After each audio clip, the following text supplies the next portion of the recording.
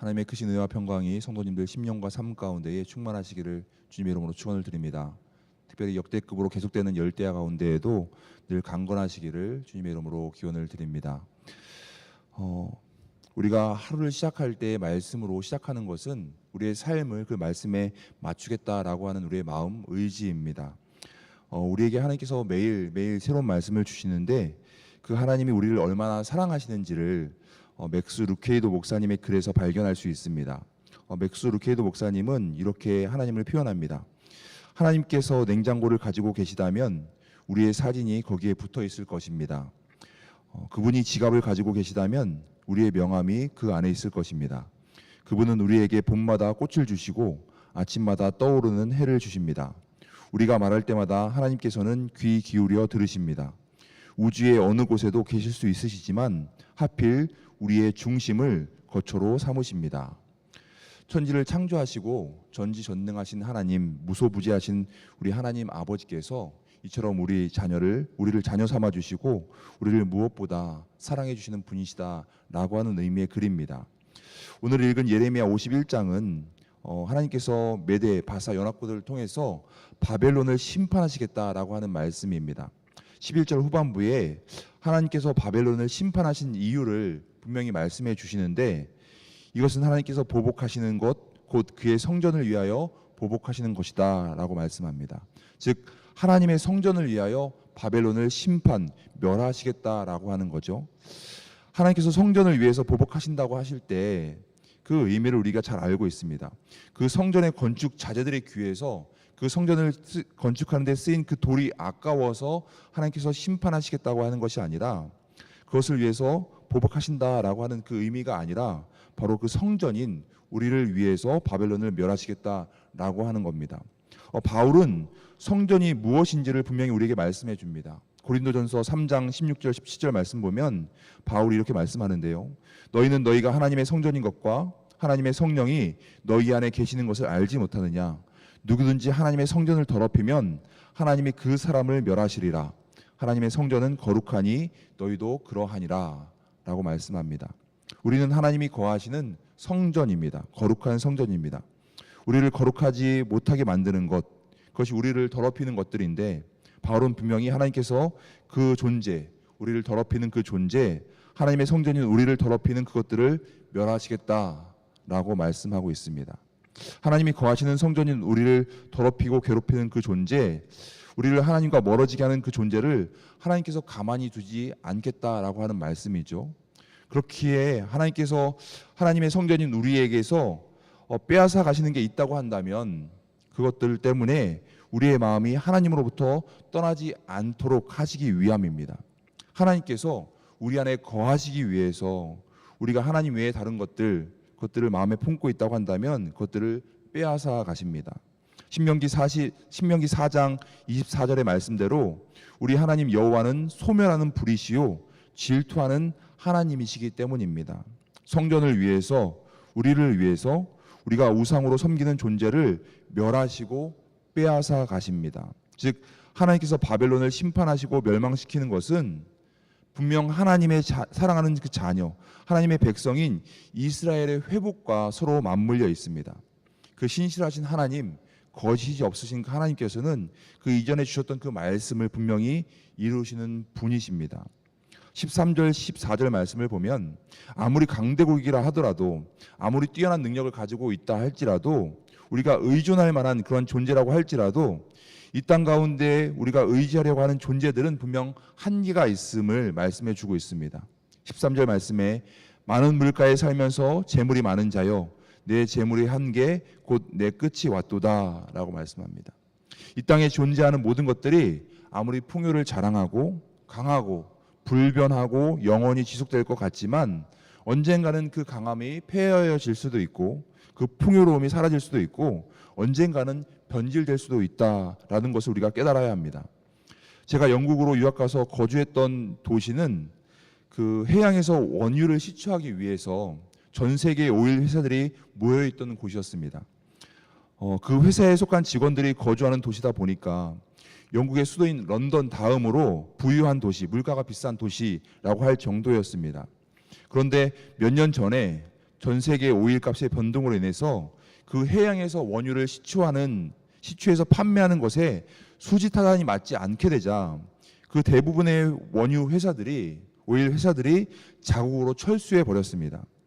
얼마 전에 한국에 잠깐 방문하신 그 현지 한인교회 성도님을 만나서 말씀을 들어보니까 그 오일 회사들이 있을 때는 그렇게 부유한 도시였는데 그 오일 회사들이 떠나고 나니까 이제는 한순간에 유령 도시처럼 변했다라고 하는 말을 들었습니다. 우리가 이 땅에서 의지하는 것들이 있습니다. 그런데 이 땅의 것들은 모두 그와 같습니다.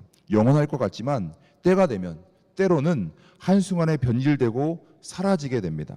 분명 그러한 것들을 의지하지 말라고, 그러한 것들에게 우리의 마음을 빼앗기지 말라고 하나님께서 말씀해 주시죠. 먼저 그의 나라와 그의 의를 구하라. 그리하면 이 모든 것을 우리에게 더해 주신다라고 말씀합니다. 이것이 우리 신앙의 신비이기도 합니다.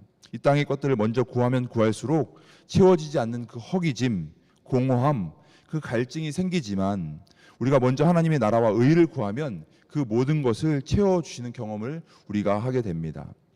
그 하나님이 어떠한 분이시기에 그러한 놀라운 일이 우리에게 생기는지 오늘 15절 16절에 말씀해 주십니다. 우리 하나님은 온 땅과 온 하늘 만물의 주인이 되신다라는 겁니다. 거기에는 우리의 삶도 포함되고 우리의 가정도, 우리의 일터도, 우리의 교회도 포함됩니다. 우리의 삶의 주인, 우리의 가정의 주인, 우리 교회의 주인, 세계 열방의 주인이 되신 분이 바로 우리 하나님이십니다. 이러한 온 땅과 만물의 주인이 되시는 우리의 삶의 주인 되시는 그 하나님을 우리 마음에 모시지 않을 때 그 자리를 대신할 무언가를 우리는 찾게 되어 있는데 그것이 바로 우상이다라고 오늘 말씀합니다. 17절과 18절에 우상을 만드는 자들과 그 우상의 특징에 대해서 말씀해 주십니다. 우상을 만드는 자들은 어리석고 무식한데 자신들이 만든 우상으로 인해 수치를 당하게 된다라는 거죠. 그러한 자들이 만든 그 우상은 거짓된 존재, 생명력이 없는 존재이기 때문입니다. 우상들은 헛된 것, 조롱거리일 뿐이어서 하나님께서 심판하실 때에 멸망할 수밖에 없다라고 분명히 말씀합니다. 우상은 단지 조각상이 아니라 우리 마음 가운데 있는 어떤 바람을 담아서 만들어 놓은 조각상입니다. 그렇게 참된 신이 아니라 거짓된 신, 헛된 신일 수밖에 없습니다. 거기에는 오늘 말씀에서처럼 생명력이 없기 때문에 그것을 우리 마음에 담고 그것을 섬기면 잠깐은 그것으로 인해서 만족을 얻을지 모르겠지만 우리의 생명이 계속해서 고갈될 수밖에 없고 그 우상으로 인해서 계속 갈증을 느낄 수밖에 없습니다. 길과 진리와 생명 되시는 영원한 생명수 되시는 그 예수님과는 전혀 반대되는 존재가 바로 우상입니다. 그래서 19절에서는 명확히 우리에게 말씀해 주시죠. 야곱의 하나님은 그런 우상들과 같지 않다라는 겁니다. 그는 모든 것을 만드시는 자이시고 이스라엘을 택하여서 자기 백성으로 삼은 자이시니 그 이름은 전능하신 여호와이시다라고 하는 겁니다. 그러니 우리 마음 가운데에 우리가 바라는 어떤 바람들, 우상들로 채우는 것이 아니라 하나님으로 가득 채우는 삶을 살아야 될 줄 믿습니다. 어제 주일 일부 예배 때 복음 찬양대에서 충만이라고 하는 제목의 찬양을 불렀습니다.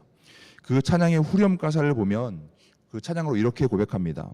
세상 모든 것들 부럽지 않고 세상 모든 풍파 두렵지 않은 것은 우리가 예수로 충만하기 때문이다 라고 고백합니다. 즉 하나님으로 우리가 충만해질 때에 세상 모든 것들 부럽지 않고 세상 모든 풍파 두렵지 않을 수 있다라는 거죠.